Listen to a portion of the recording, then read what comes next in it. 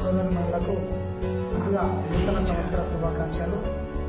ఈరోజు ముఖ్య ఉద్దేశం ఏంటంటే జాతీయ బీసీ సంక్షేమ సంఘం రాజధాని సిరిసిల్ల జిల్లా మహిళా కమిటీ ఎన్నుకోవడం జరిగింది.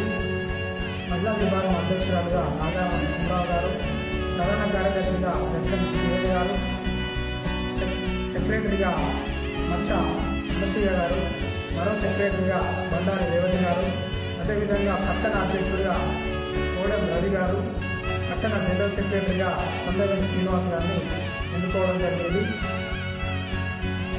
బీసీలకు జరుగుతున్న అన్యాయంపై గ్రామాల్లోకి వెళ్ళి బీసీల హక్కుల కొరకు గ్రౌండ్ స్థాయిలో మనము వెళ్ళాలని తమ సూచనలు చూపించడం జరిగింది.